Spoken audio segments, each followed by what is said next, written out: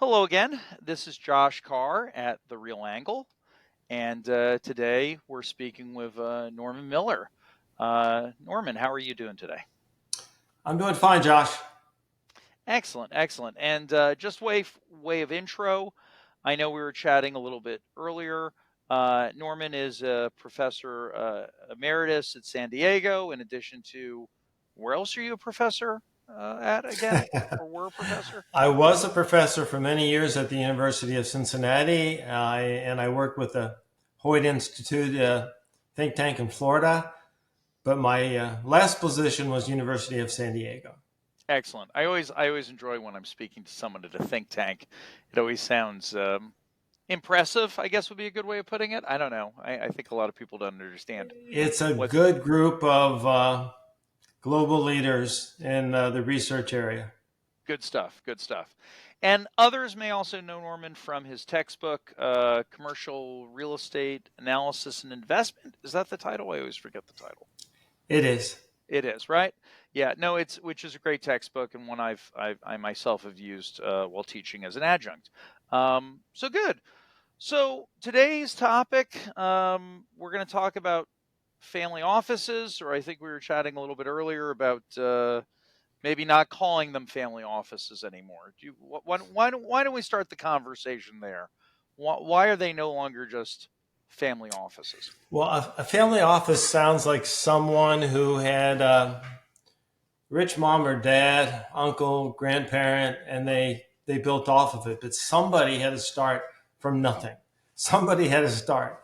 And it's still possible today to build wealth in real estate from virtually nothing. It might be harder.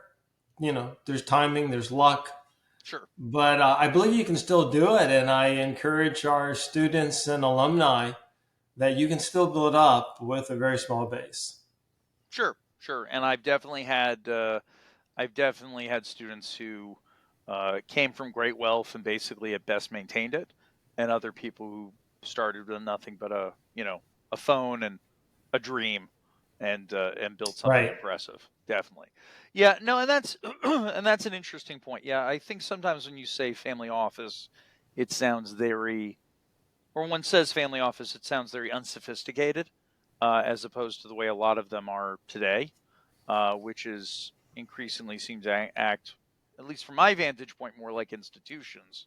But what's your perspective on the way they're thinking about investing today?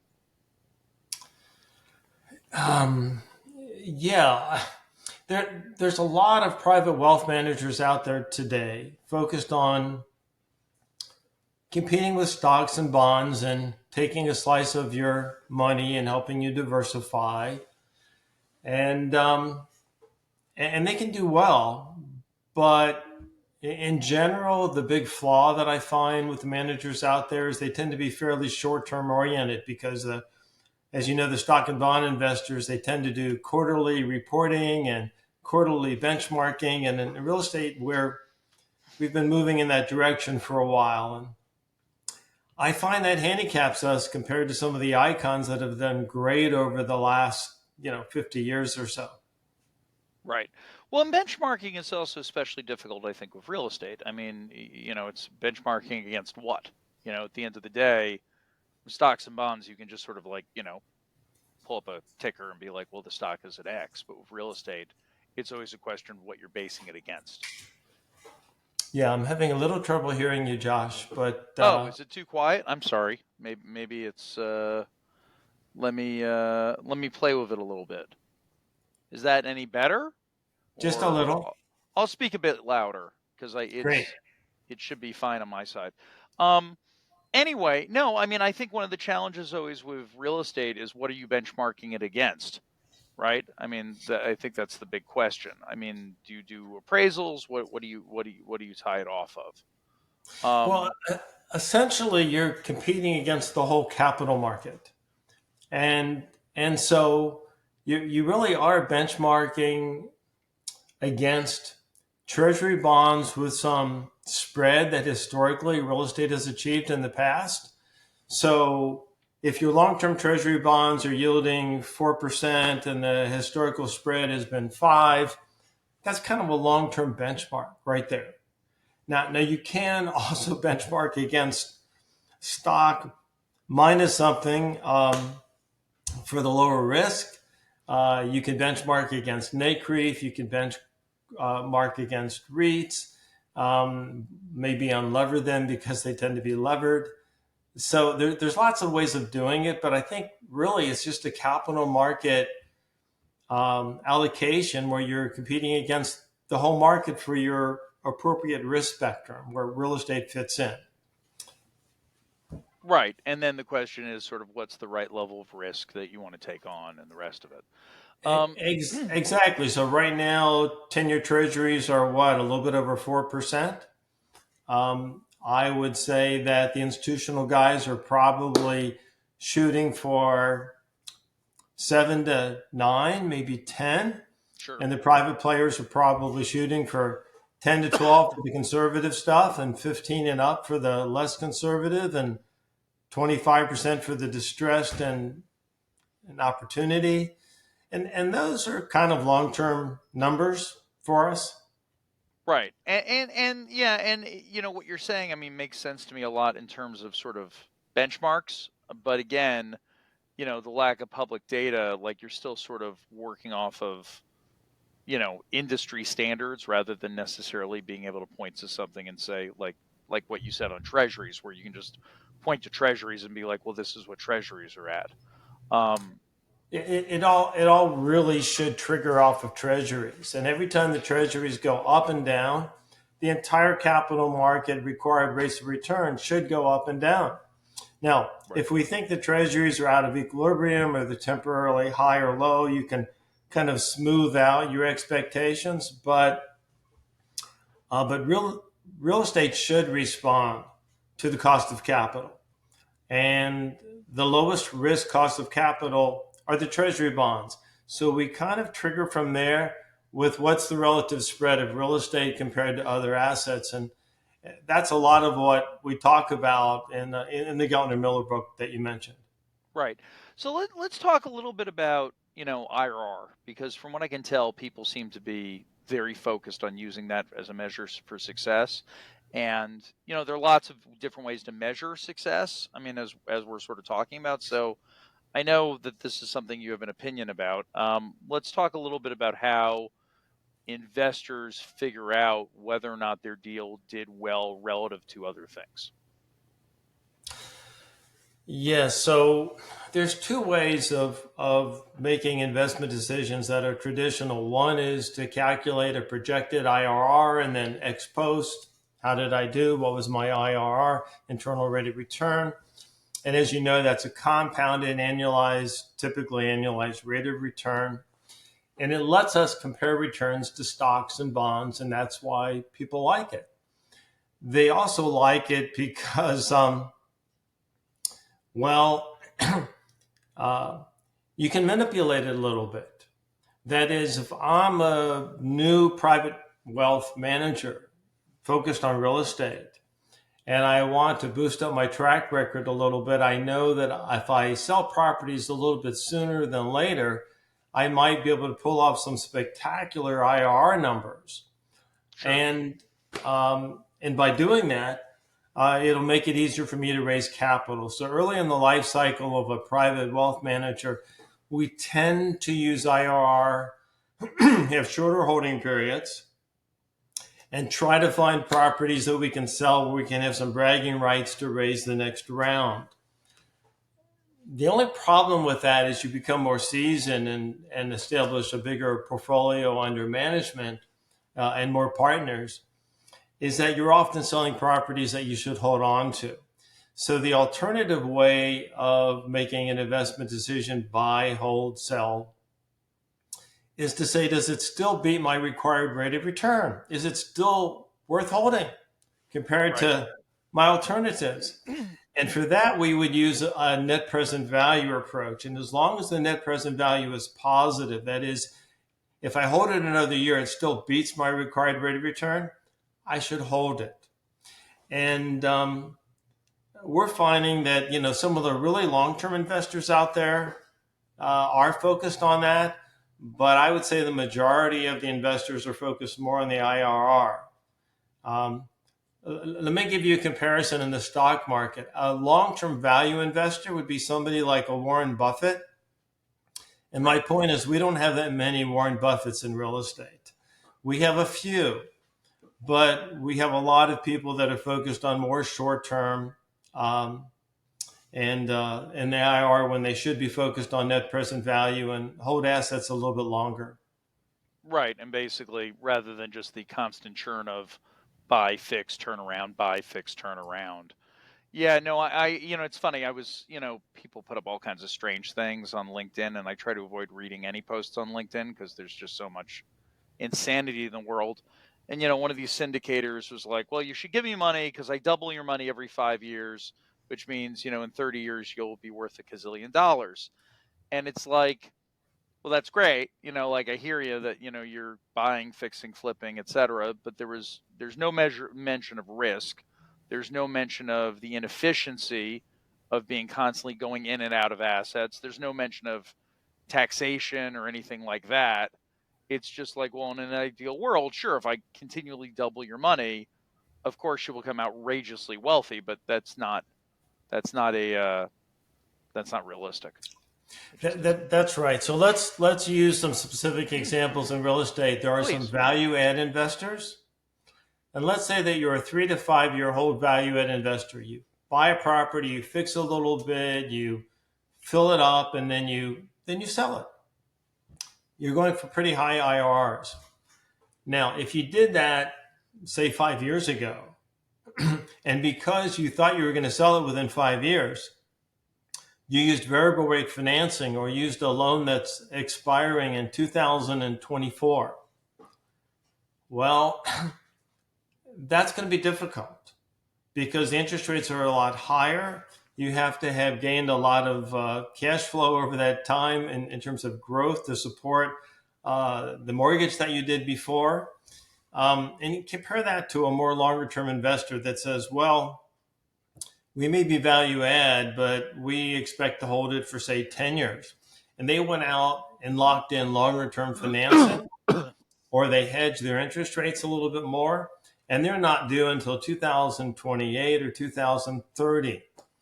They may have a slightly lower return on average historically, but right now they're going to do a lot better than that value add player that, excuse me, has to refinance during a very difficult time. So Right. you mentioned the word risk before, and that's an example of the timing very much affecting the risk, and the type of financing very much affecting the risk. And a long-term holder is going to try to really manage those financing risks, have flexibility on when they refinance, and they're going to tend to do better on a risk-adjusted basis. Right. But that again gets back to the whole question of measuring success. Like, we're still a relatively, like, even with things like track records, it's like, okay, so you show me a track record of the deals you've done, and then you're like, okay, because I've had this as a sponsor, it's like, well, if I do 5 deals with Bob and 10 deals with Sally, and now you're looking at me as an individual, and I've had different sponsors on different things, like, just which deals should you even include? You know, it's very hard to, like, just from the jump, it's hard to even figure out what data we should be looking at for the track record for the investor, for the sponsor, I should say. And then on top of that, you're like, and now that I've looking at that data, what am I comparing it to? You were in it for 5 years. What's the benchmark I should be using? What about a 10-year benchmark? It's just, it's messy at best. It's messy at best. It is, and you have to keep in mind that people tend to sell the better properties, early on in the life cycle of a firm. And Sure. so it's a little bit of a biased sample. They may have some losers that they just hold on to.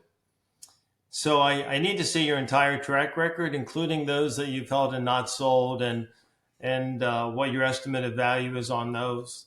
Um, Right. but the longer you've been in the business, the longer your track record exists, the more it's representative. Um, Sure. and of course, the skill set in raising the money, there's two skill sets. One is being a good analyst, being good at market analysis, being good at financial analysis. And I find most of the players out there are pretty good at that. The ones who've been in the business a while. The other skill set, as you probably know, is storytelling. And if you can tell a good story that makes you sound a little bit more insightful, profound, spotting nuances as to Sure. why the opportunities are out there, or how you financed and when, or why you sold when you did, why you got out, or why you made a mistake, and how that was beyond your control. All of that storytelling skill is just as important as the financial analysis skill. So we tried to train our students not just in being good analysts, but being good at explaining why they did what they did, and maybe knowing how to blow their horn when they do well. Well, and often, and maybe this is just something I've seen in my own life, but often the part of the brain that makes you good at being analytical is not the part of the brain that tells good stories. Like that, those are two very, very different skill sets. And I definitely can think in my own career of people I've met who might be excellent at analysis, but could not explain what they did to save their lives, and the inverse is true. I mean, I always, it's just It's it's a a different. different skill set, and at the institutional level, as you know, you have separate marketing people that are better at storytelling, Mm-hmm. Mm-hmm. perhaps. But I find we find historically, though, if you look again at the big managers, the IRR that they tell you they're going to hit tends to be 10 to 20% higher than they actually hit ex post, Right. historically.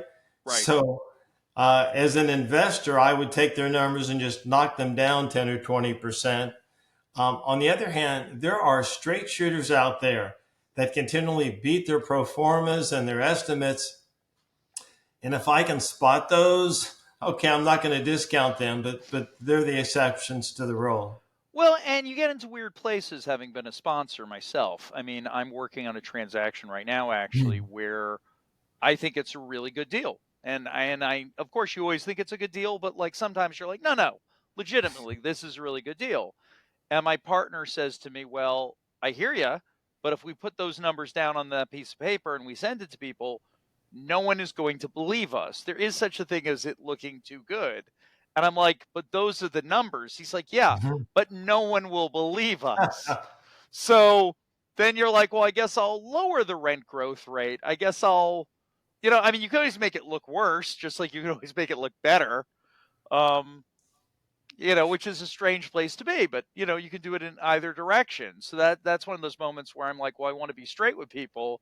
At the same time, I don't want to scare them off because then I But sound but like a if con you artist. if you do that 2 or 3 times where you provide the numbers and you beat them, that's going to be impressive Sure, to your sure. partner. There's a longer term benefit. There's definitely And a they're longer term they're going to benefit. be Yes. begging you for that next deal. Sure, sure, So sure. that credibility is just great. Yeah. And I guess I'd rather see you beat your numbers more often than not. And next time, I will not question Yeah, your but it expectations. it always reminds me of the old joke. My undergrad was in econ, and I remember someone telling me there's the old economist joke about economists don't believe in a free lunch, right? So it's two economists walk across around down the street, and one sees a $20 bill on the ground, and as the second one goes to reach it, the first one goes, "Don't reach for that money, because if there was actually a $20 bill on the ground, someone else would have gotten it first." Right. And that always I've thought about that many times. We like to believe the world is economically rational, but once in a while, you do find money sitting on the ground. It does happen. It does happen. But the great thing about real estate is people develop their competitive strategy and skill set. And some buyers have learned that if I do my due diligence really fast and I close fast, I can beat others. Sure. Others are better because they have tenants in their pocket that they know they can put into that building that has vacancy. So there's great tenant relationships. So there's all these different competitive advantages that we might develop over time. Mm-hmm. Mm-hmm. Mm-hmm. And we can have a difference in expectations. And it is possible for a lot of people to do well. And keep in mind, in the investment courses in universities, they seldom teach much about real estate. So, you know, good riddance to the investors that avoid us. That's just fine. It Let me it ask you creates. something, because I mean that's something I've observed over the years. Also, is that it's sort of like in most investment classes, it's like there's stocks, bonds, and other, and we're lumped in with other. Or Um, worse, they call us alternative investments. I Talk love that. about talk about a Uh, Rodney Dangerfield lack of respect. Yeah, alternative. Well, I mean, again, we're of a different generation, but one thing that always amused me was that in the 1990s, Nirvana was the biggest selling band in America, but they were still technically alternative. And you're like, well, if you're the number one musical act, how the heck are you alternative? It doesn't make logical sense. Um, Exactly, and you're going to find some of the larger endowments and larger investors have a pretty hefty allocation to real estate, and the really smart ones kind of shift between the segments and between public and private as well. Um, but there's a lot of opportunity in places that we as a market can improve. no, it's interesting. It's interesting. I mean, it's definitely it's definitely choppy would be a good way of putting it.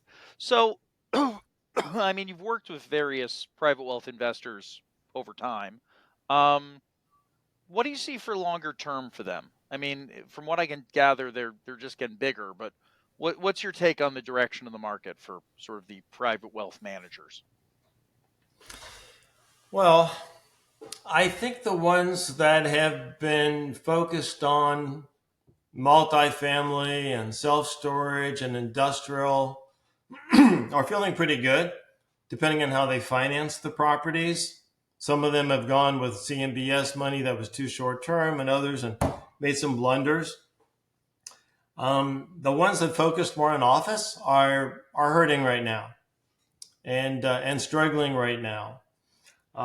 So I think they're going to do great in the future as long as they focus on the growth areas out there and the opportunities out there, and pay a lot of attention to trends like work from home and hybrid and policies, and are we going to move back, and Sure, pay attention to everything.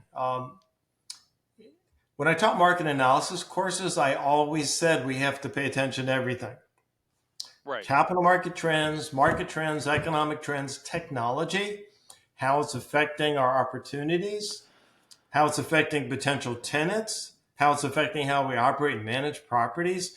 So the interesting thing about real estate is you can never know too much, and just about everything matters. right. Uh, Because and all the different segments. I mean, that's and all why. the different segments, and there are some promising segments. Yeah, No, it's interesting. The segment issue is curious too. I mean, it seems that at least when I've seen institutional players get into real estate, they always have that tendency to sort of go to the major segments. Like they'll say, we'll do multifamily. And then you'll say, well, that's great. What about hotels? What about golf courses? And they'll say, well, that's too niche. And I'm like, well, I hear you, but the hotel industry is not a small industry. The golf course right. industry is not a small industry. You could deploy huge amounts of money and do nothing but marinas.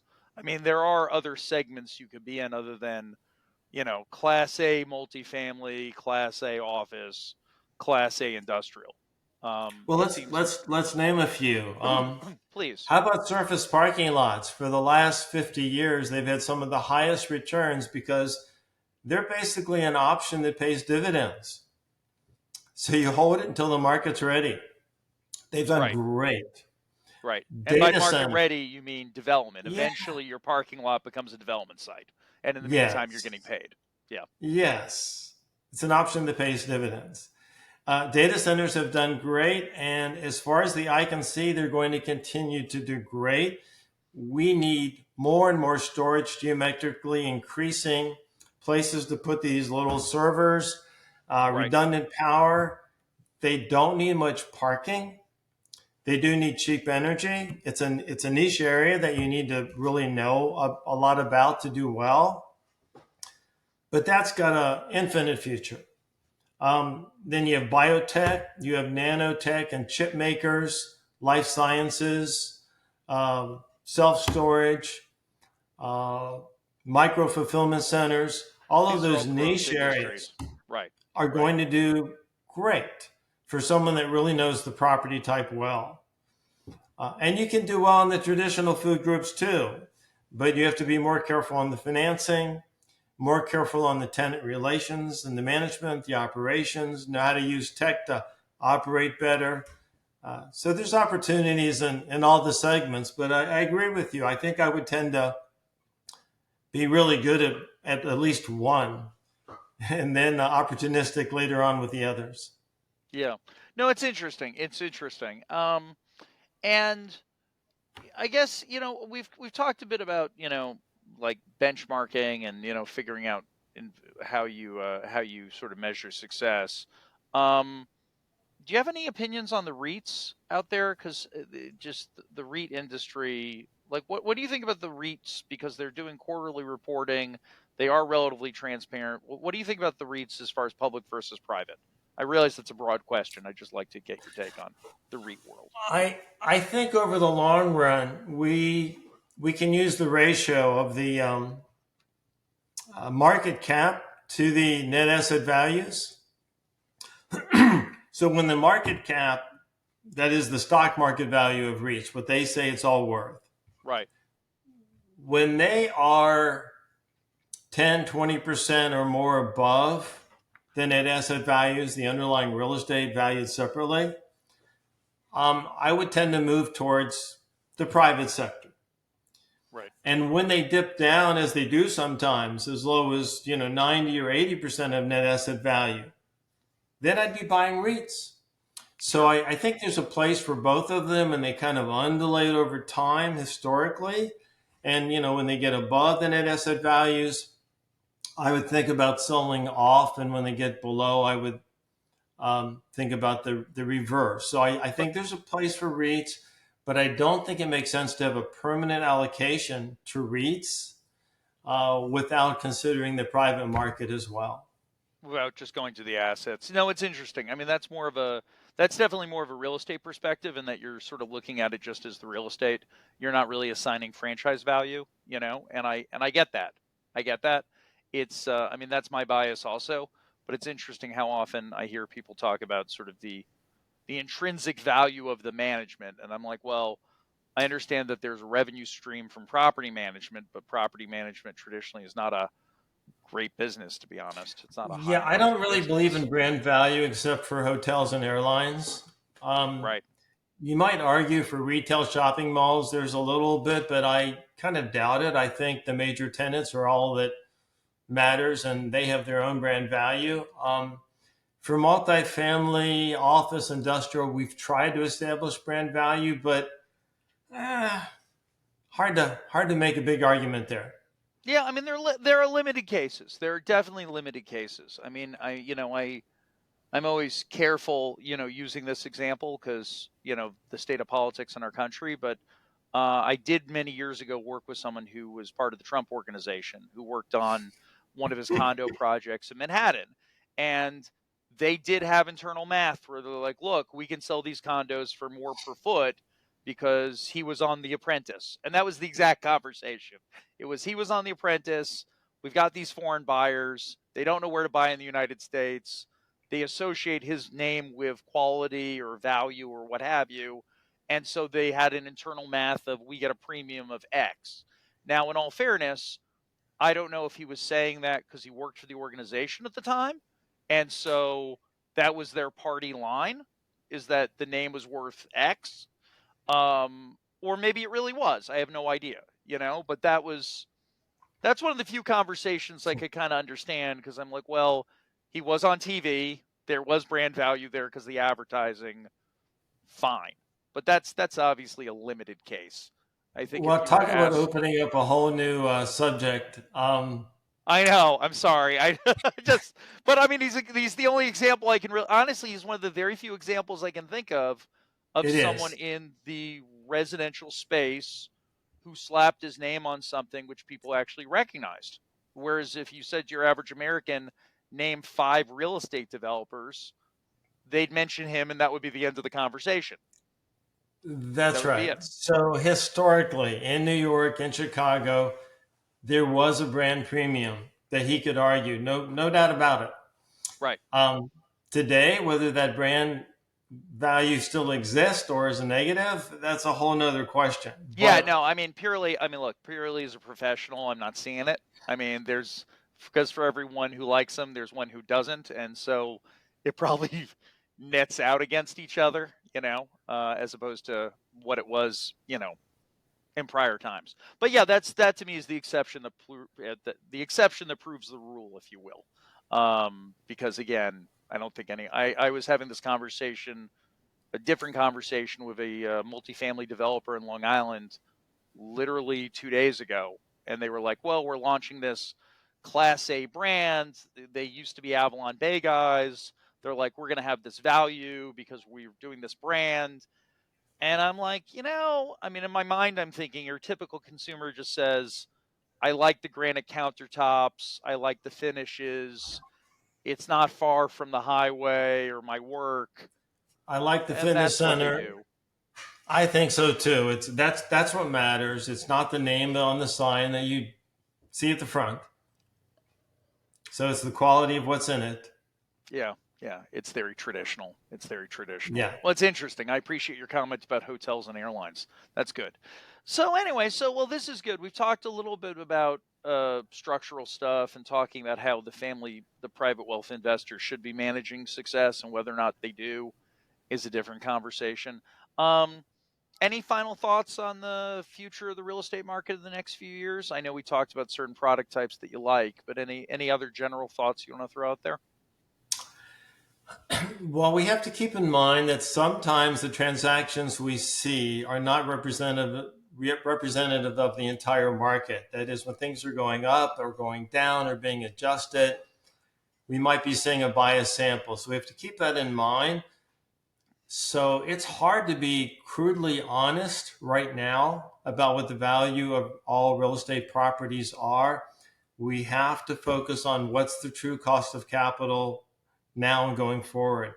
So we need to go through some growing pain adjustments, I suspect, over the next couple of years. But long term, I think real estate is great. And the fact that we Sure. go through distress sometimes, I think is great. The market becomes more efficient. We are going to go through cycles. So I think it's the most interesting segment of business to work in, and hope we continue to train some students to add some value to the industry over time as well. Excellent. Well, I'm glad we got to cover those topics. Again, that was Norman Miller, Professor Emeritus at San Diego and a bunch of other places, and the Hoyt Institute, VP over there, who puts out a lot of good documents over the years. Always been a big fan of their work, so I am familiar with the stuff they do. Um, Great. Thanks again. And this was Josh Kahr at The Real Angle. Tune in next week. See you soon. Thanks, Josh. Thanks. Cool.